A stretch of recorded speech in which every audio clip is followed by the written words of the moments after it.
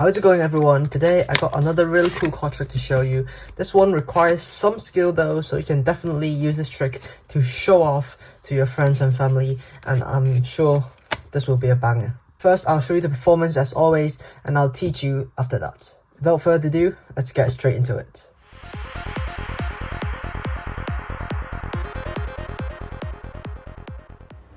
Alright everyone, so here's the performance. So to solve the trick, I'm going to hand the deck to my spectator and then go ahead and shuffle the deck as much as they want to. The riffle shuffle, give it a few cuts, a few more cuts, and just like that. And so you guys can see, all the cards are completely shuffled.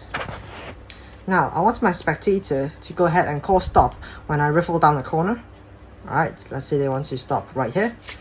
So we got this card, the King of Diamonds, right here.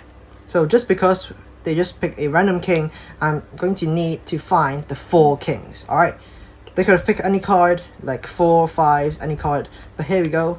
I have to find the 4 kings. And just to make things even more challenging, I'm going to shuffle the deck, give a few cuts, just like that. And now, but before that, I want my spectator to go ahead and pick another random card. And you're going to know why later. Let's just say this card over here. In this case, the 5 of diamonds. So all I care about is the value for this time, because what I need, because this time the 5 means that I only have 5 seconds to find all kings. Alright, you know, that could be a little bit challenging, but I think I can do it. So do a countdown. So 5, 4, 3, 2. Alright, I think that's time's up, but I only got 1 king. But you know what? Don't worry, because I'm a magician, so, you know, I can make things happen. All I need is 1 king to turn the other to another king as well. So here, 1, 2, oh, I'm missing 1.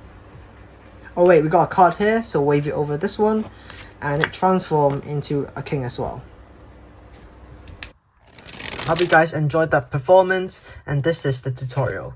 This trick is mostly impromptu, requires a little bit of setup before everything. So the first thing you have to do is to pick out the 4 cards you want to choose, literally any 4 of a kind. You can use 4 aces, 4 jacks, 4 queens, whatever.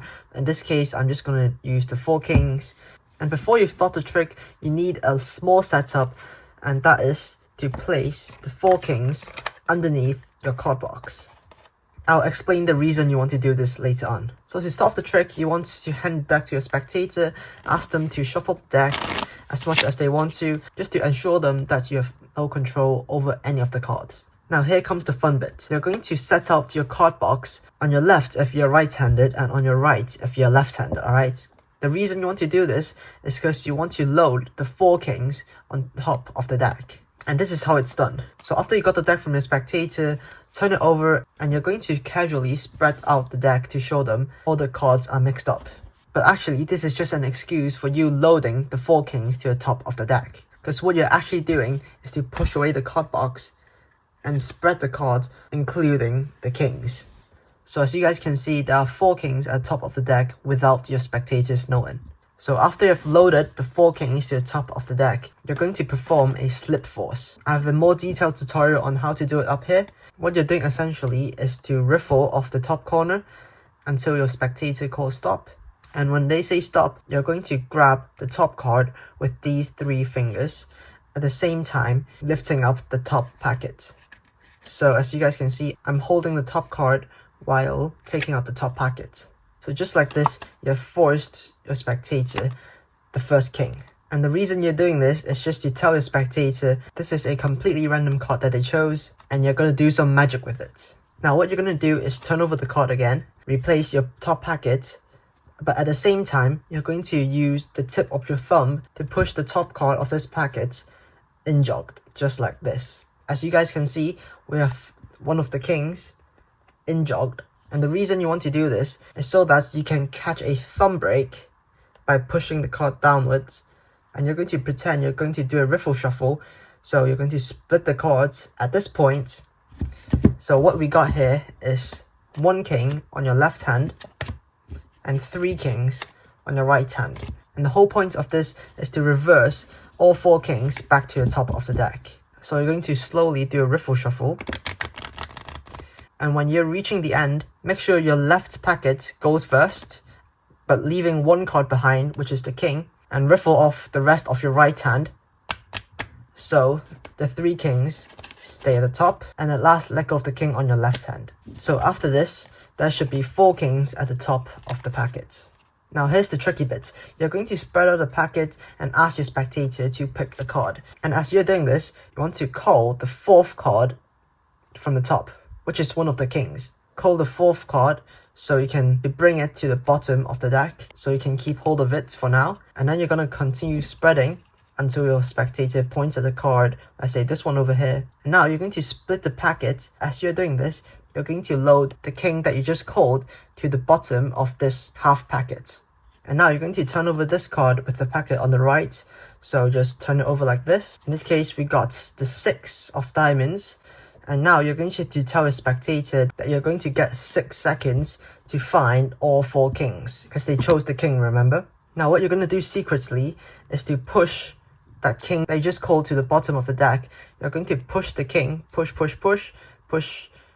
towards the left. And now you're going to use this king right here, to turn over the 6 again, just like this. And as you're doing it, you're going to secretly place this king on top of your left hand packet, but in a very smooth and quick motion. You can rotate yourself a little bit to cover the angles if it helps, but basically you're turning over the 6 and then place this king on top, and then casually push off the top card on the table. And now what you have done is secretly switch what they think is the 6 with one of your kings. After this, you're going to pretend you're getting ready to find all 4 kings, so you're going to crack your fingers and stuff. And to find 4 kings, you're going to do a triple cut. So the first step is to split the deck in 2 while peeling off the top card, just like this. So you have 1 king on your left packet and 2 kings on the right.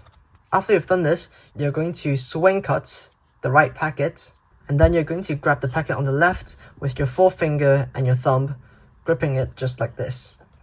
So now you're holding 3 packets, one with your index finger and thumb, the second with your middle and your thumb, and the 4th with your 4th finger and your thumb. And now with your left hand, you're going to grab the middle packet and then the top packet, and do a wrist kill, push off the top card with your thumb. Now you're left with these 2 packets, place them on the table like this, and you're basically done.